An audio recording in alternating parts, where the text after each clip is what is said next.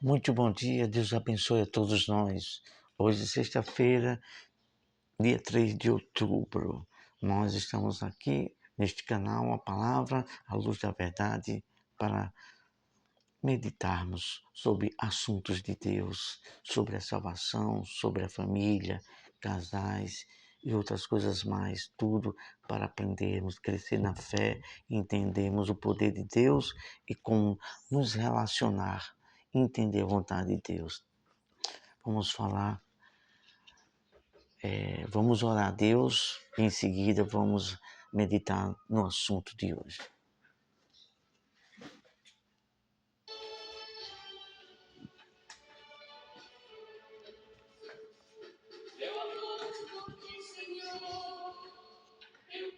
Senhor, nosso Deus e Pai, em nome do Senhor Jesus, nós te oramos pedindo a tua bênção.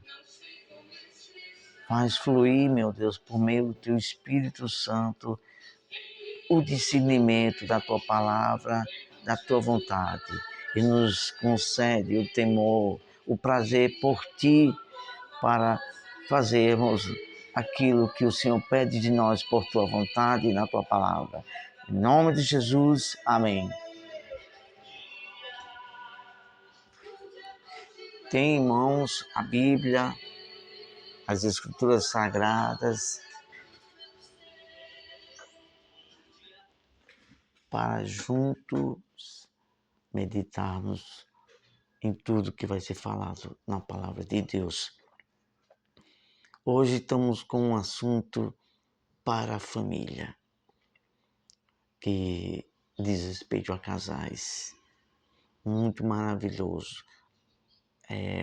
Bom seria que em todas as denominações que falam no nome de Deus, tivesse pelo menos uma vez no mês ensino para casais de família, que é uma necessidade muito grande.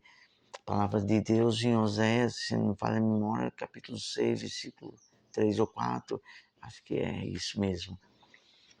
Vou até conferir, que diz assim, que o meu povo perece por falta de conhecimento. Oséias, livro do Velho Testamento,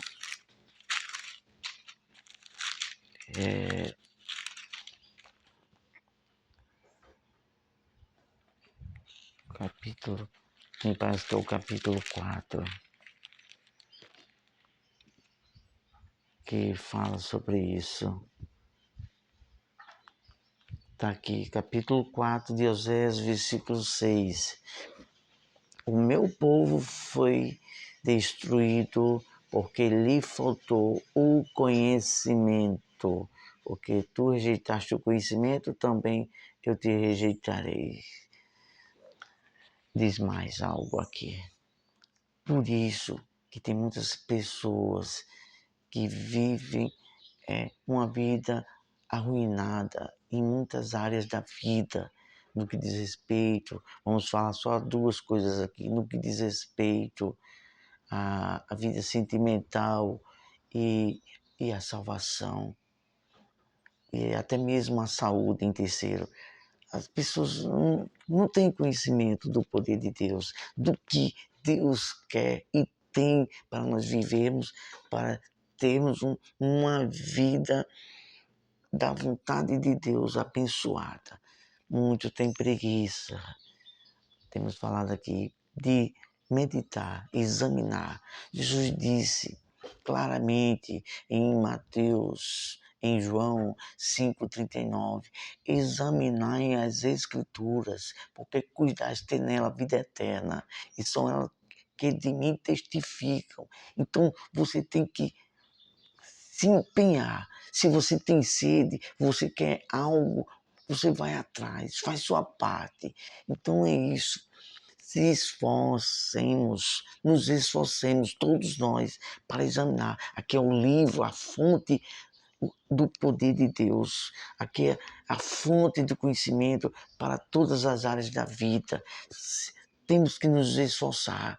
Se esforcem, medite na palavra de Deus. A palavra de Deus é o poder de Deus, é a sabedoria de Deus para todos nós sabermos nos apossar daquilo que precisamos entender para a nossa vida aqui em convivência e para a eternidade.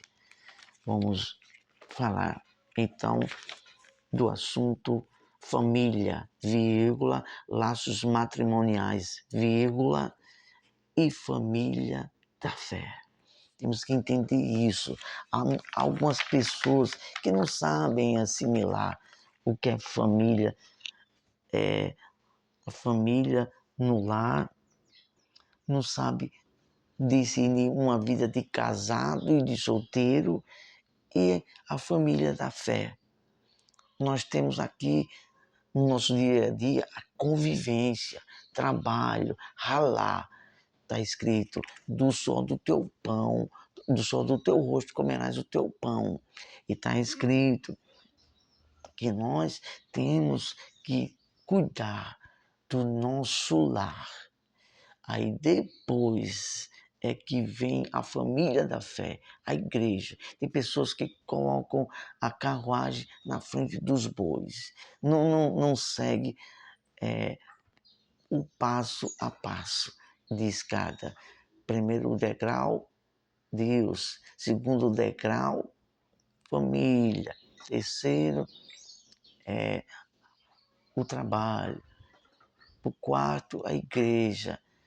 Tem pessoas que precisam saber ter uma fé coerente, ter uma fé racional, para que não atrapalhe cada processo da vida, cada lugar, cada coisa no seu devido lugar. Vamos falar aqui então. Vamos falar apenas de duas pontuações. Primeiro, família, vírgula, laços matrimoniais. O diabo é astuto e mestre arquiavélico, vírgula. Ele sabe que se conseguir desestruturar um casal, vírgula, irá trazer uma ruína à família, vírgula, a parentes e à sociedade, ponto. Continuando. Por isso, vírgula, o casal sábio vigia e edifica seu lar na sabedoria da palavra de Deus. Não há um outro meio e poder para ter uma família, um lar bem estruturado. O que a palavra de Deus diz lá em Provérbio, que nós vamos ler aqui, capítulo 24, que somente com o poder e a sabedoria de Deus, um casal, uma família, consegue viver uma vida estruturada, firme e bem alinhada, equilibrada, para saber desenvolver seus laços familiar e matrimoniais aqui na Terra e ser bem-sucedido e feliz. Vamos para a referência que fala exatamente sobre isso. Provérbio capítulo 24, versículo 3 e versículo 4. Vai dizer falar sobre isso. Vamos ler aqui. Vamos manusear a Bíblia. Examine a Bíblia. Vamos aprender a manusear, ter sede de Deus e da palavra de Deus. Que a palavra de Deus é a sabedoria e o poder de Deus para nossas vidas. Provérbios 24, versículo 3 e 4. Com a sabedoria se edifica a casa, e com a inteligência ela se firma. Veja bem, com a sabedoria, a palavra, se edifica a casa, e com a inteligência ela se firma. Então, o primeiro livro, logo nos inícios de Provérbios, capítulo 5, 9, 10, fala tudo sobre a sabedoria. Como obter, como se empenhar até ela. Leia Provérbios, capítulo 8, capítulo 9, capítulo 10, fala tudo sobre a sabedoria. Então, quando se tem esse instrumento principal, a sabedoria de Deus, aí a pessoa aprende como edificar um lar. Através da sabedoria se edifica uma casa, e pelo entendimento ela é estabelecida, e pelo conhecimento se firma a família e um lar. A pessoa tem que aprender isso. Nós, desde criança, que temos nos atido a isso, a ser família, sempre priorizar, sempre dar valor à família. Nós temos visto isso na vida, desde a infância e adolescência, a saber priorizar, dar sempre valor mais à família. É muito maravilhoso. Gostaríamos de falar mais alguma coisa, mas vamos nos ater aqui para ser resumido no tempo. Em 1 Timóteo, capítulo 2, fala sobre isso. Saber fazer a distinção, saber assimilar as coisas.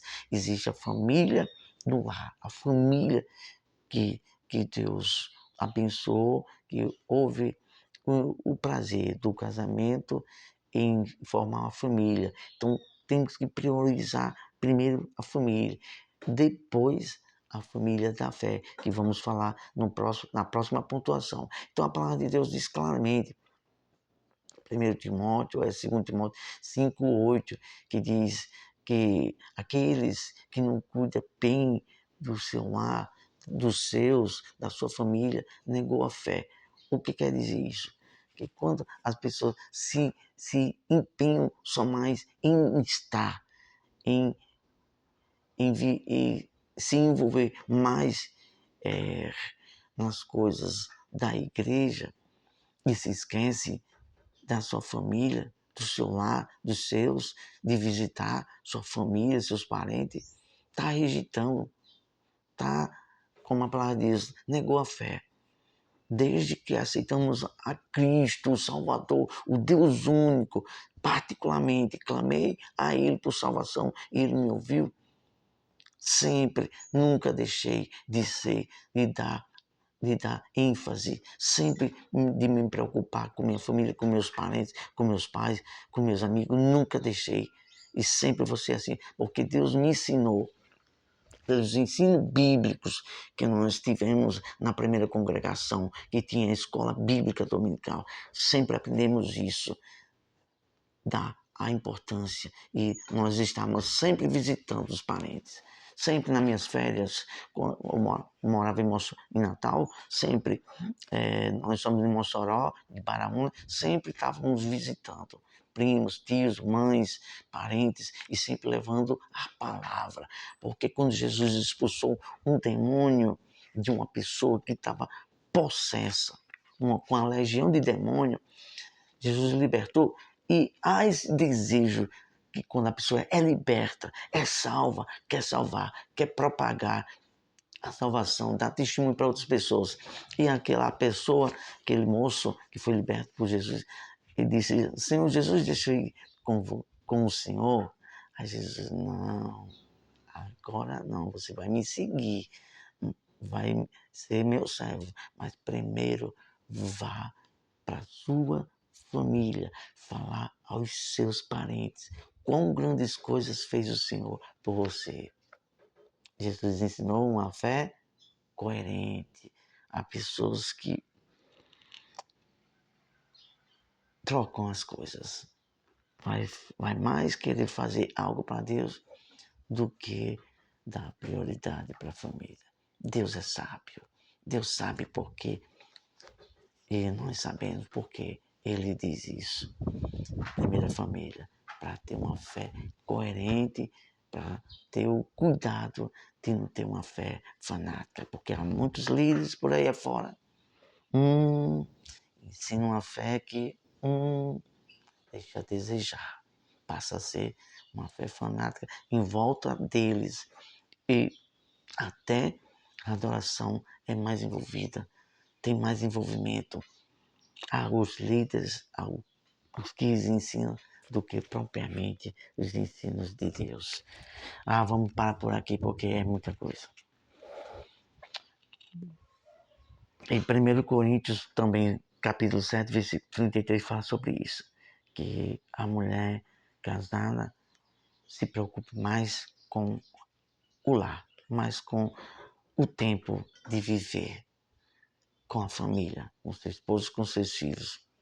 Dá prioridade, se preocupa. Vamos para a segunda pontuação, família da fé. Agora sim, agora vai entrar na família da fé. Tem que seguir os passos. Família da fé. Se tratando da família da fé, vírgula, somos um corpo espiritual. Olha só, somos um corpo. Somos um corpo espiritual. Para nos ajuntar para adorar a Deus, ó. Para nos ajuntar, não para viver direto em certo ambiente. A igreja foi feita para quem está lá e viver lá. São os sacerdotes no tempo antigo, eles viviam lá. Prova disso, quer ver isso? Se estamos falando pela Bíblia, pela palavra de Deus, leia leia 1 Samuel capítulo 3, falando sobre o sacerdote Eli e Samuel, que Ana fez um voto para servir e ser de Deus para sempre. Onde é que Samuel estava? Use a fé racional, morando no templo, na casa de Deus. Então, só estão direto no templo, na casa de Deus, na igreja, quem é pastor. Pense nisso. Use uma fé racional. Tenho certeza que seus olhos, seu entendimento, você vai ter uma leveza de fé. A pessoa vai dar mais, saber mais valorizar a família. A sua fé vai ser mais agradável a Deus. Certeza absoluta que Deus está me usando para muita gente, para a glória de Deus. A respeito disso, que nós somos um corpo, que nos ajuntamos, vamos na igreja, tem um culto, uma adoração a Deus de 1h30, 2 horas, estamos lá, reunimos, compartilhando a fé um com o outro, para adorar a Deus. Terminou o momento da adoração, cada um para o seu lar. Fé coerente. Atos dos Apóstolos, capítulo 2, versículo 42, que diz: e todos os que criam perseveravam na doutrina. Doutrina, aqui, ensinamento verdadeiro, genuíno, do jeito que está escrito na Bíblia. Doutrina sobre a salvação. Doutrina dos apóstolos. Doutrina dos apóstolos. E o que é, irmão Severino Neto, a doutrina dos apóstolos? Os ensinamentos que Cristo passou para eles. Na comunhão é viver unidos, viver plenamente em comunhão, em união um com o outro.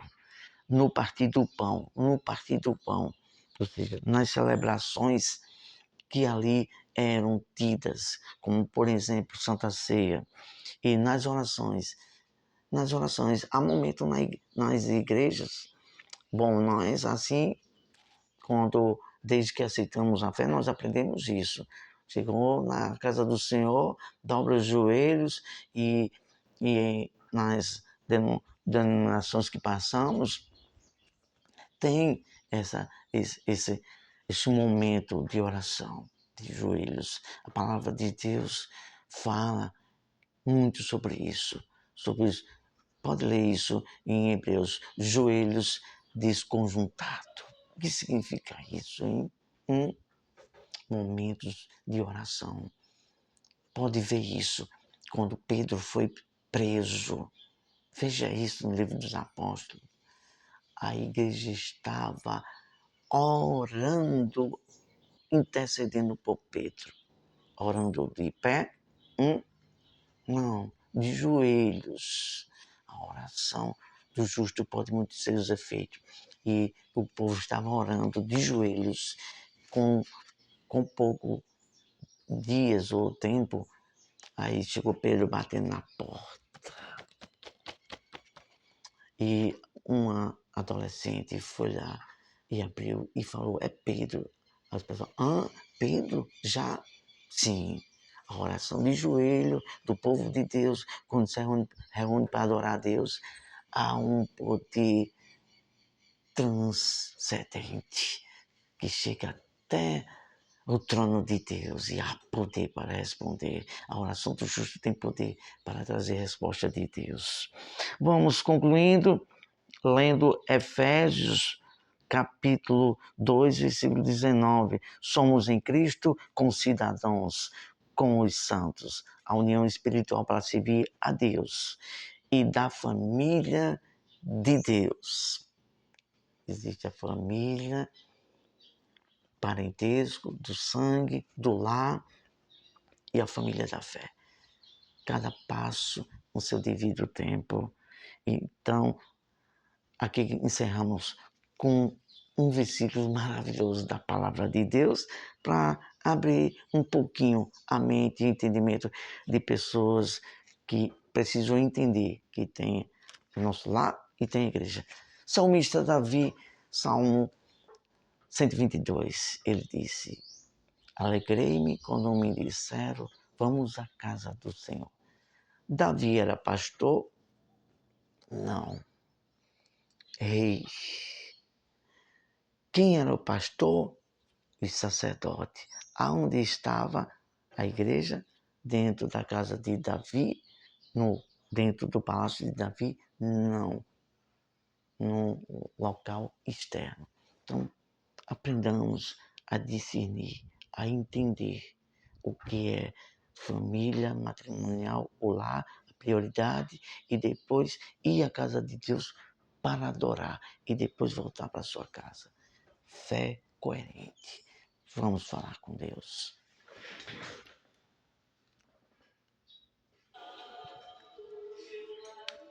Senhor nosso Deus e Pai, por tua tão grande graça que é derramado em nossos corações, em nosso espírito, temos falado de uma forma coerente para que o teu povo, aqueles que dizem que são de Deus, tenham uma fé racional e desperte a mente, abra os olhos para não ser uma pessoa fanática, mas sim uma pessoa equilibrada com uma fé coerente, firme e uma fé leve em te servir, meu Pai.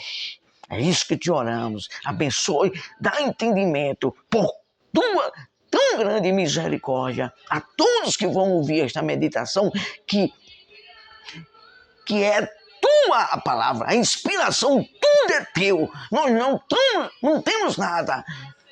Tudo é teu. O Senhor disse, sem mim nada podeis fazer. Então tudo é teu, a palavra, a inspiração, tudo, meu Deus. Então, somente a tua palavra falada nessa meditação, por meio do Espírito Santo, vai trazer libertação, vai trazer cura ao espírito e às mentes das pessoas para ter uma fé racional, equilibrada em ti, meu Deus, e saber priorizar cada parte ao seu devido tempo. No nome de Jesus, te louvamos e te agradecemos. Amém. Graças a Deus.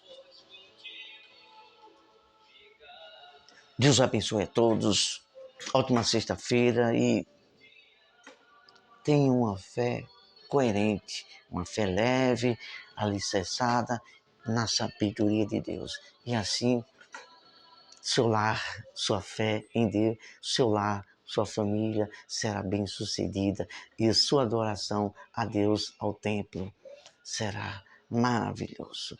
Para a glória de Deus. Deus abençoe a todos. Tchau, tchau. Até a próxima.